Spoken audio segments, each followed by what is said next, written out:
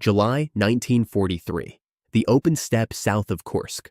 A German commander stands in the turret of a Tiger, the most feared tank on Earth, at the head of the greatest armored force his country has ever assembled. Thousands of tanks are about to collide on these fields, in the largest tank battle in the history of the world. And a mile ahead of him, something is sitting on a low rise that his gunner cannot kill. He watches an armor-piercing round, the round that smashes any tank in existence, strike its hull and skip off like a stone off water. Then, that thing on the rise fires once, and the Tiger beside him simply comes apart. This is what happens when one modern armored unit is dropped into the Battle of Kursk. Here is what really happened. By the summer of 1943, the Germans wanted one more decisive blow in the east, and they aimed it at a huge Soviet bulge in the line around the city of Kursk. The plan was Operation Citadel, two massive pincers, one from the north and one from the south, meant to bite off the salient and trap the armies inside. To do it, the Germans brought their newest steel, the Tiger with its deadly 88mm gun, the brand new Panther making its combat debut, though only about 200 were ready and they kept breaking down, and the 65-ton Ferdinand tank destroyer, lethal at long range but built without a whole machine gun, which left it strangely helpless against infantry up close.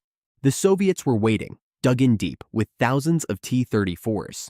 When the two sides finally slammed together near Prokhorovka on July 12th, it became one of the most famous tank clashes ever fought. For decades, it was remembered as a catastrophic German defeat, though modern historians have shown the Soviets actually lost far more tanks there than the Germans did. Either way, Citadel failed, and the Soviets seized the momentum they would keep until Berlin. Now drop one modern unit into the middle of it. On the morning of July 5th, as the German southern pincer rolls forward, a small modern American armored team is sitting in its path. A company of M1A2 Abrams main battle tanks and a handful of M2 Bradleys with their crews. A few dozen vehicles, 80 years out of their time, facing roughly 6,000 tanks. The rules are simple. Nothing comes through with them, so every main gun round and every drop of fuel is finite. There is no GPS in 1943, but it barely matters, because the thing that wins a tank fight here is not navigation. It is who sees who first. And this is not a fair fight, so the real question is not whether they win the engagement. It is whether even total superiority can survive 6,000 tanks, and what it does to the Eastern Front if it can. Let's see the Germans first. The men at Kursk are veterans, and their machines are the best of their age. A Tiger's 88 can kill any tank that existed in 1943 from a mile away.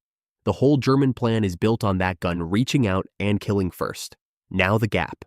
The Abrams is not a better 1943 tank. It is a different species. Its armor, layered steel, and depleted uranium was built to stop modern rounds. So an 88mm shell that cracks any Tiger or T-34 just scars the paint. Its 120mm gun kills anything at Kursk well past 2 miles. And its thermal sights see heat, which means it finds a tank by its warm engine through smoke, through dust in the dark, and hits it while moving at 40 miles an hour. The German tank has to see its target. The Abrams crew sees everyone, first, always. That single fact decides every duel before it starts. The southern pincer comes on exactly as it did in history.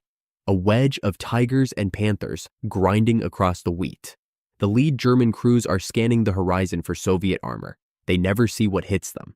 The Abrams open fire from beyond 2 miles, ranges where a 1943 gunner cannot even make out a target, let alone hit one. The first Tigers are gone before the sound arrives. The Panthers, already throwing tracks and breaking down on their own, push into the same invisible line and die the same way. The Ferdinands, deadly at distance but blind and slow, are picked off one by one. Whole companies of the finest tanks in the world are being destroyed by an enemy they cannot locate. Up the chain, the German command cannot make sense of the reports.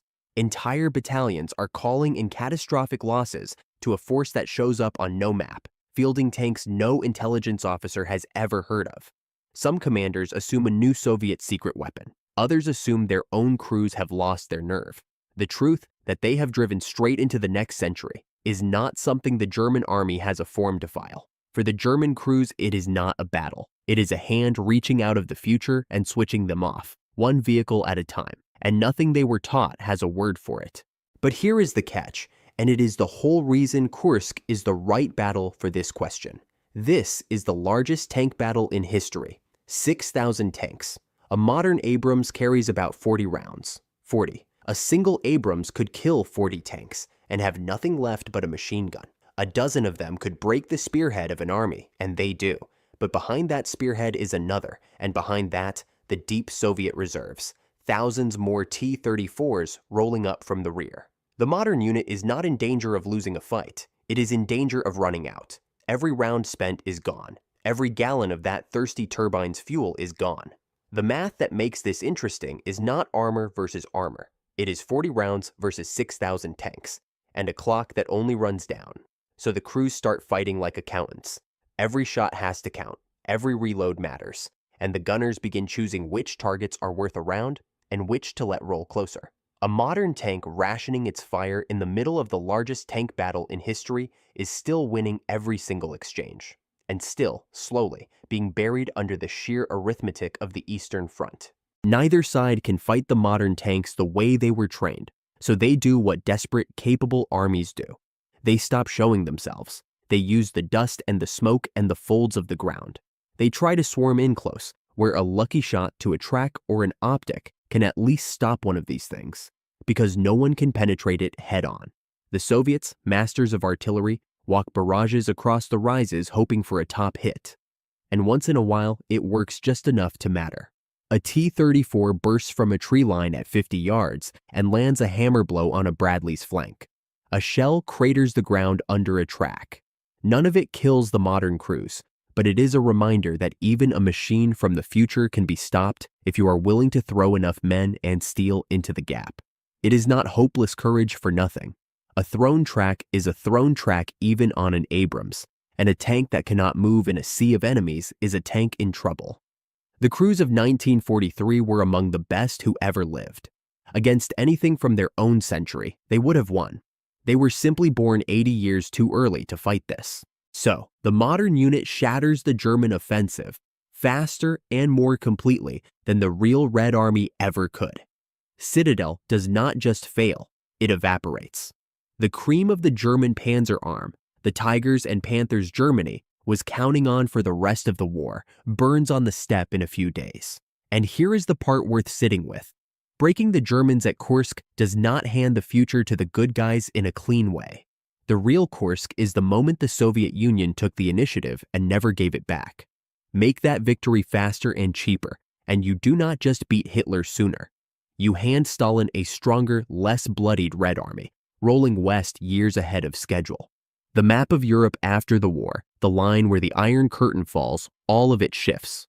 One modern unit could end the deadliest land battle in history in an afternoon, and in doing so, redraw the entire Cold War. That is the strange weight of dropping the future into 1943. You do not just change who wins the battle, you change who inherits the peace. So you tell me, is there anything at Kursk, any tank, any tactic, any number that lays a glove on a modern main battle tank? Or does it come down to that one brutal figure? 40 rounds against 6,000 tanks. And if you could drop that unit there, knowing it would crush the Nazi offensive but strengthen Stalin's hand, would you still do it?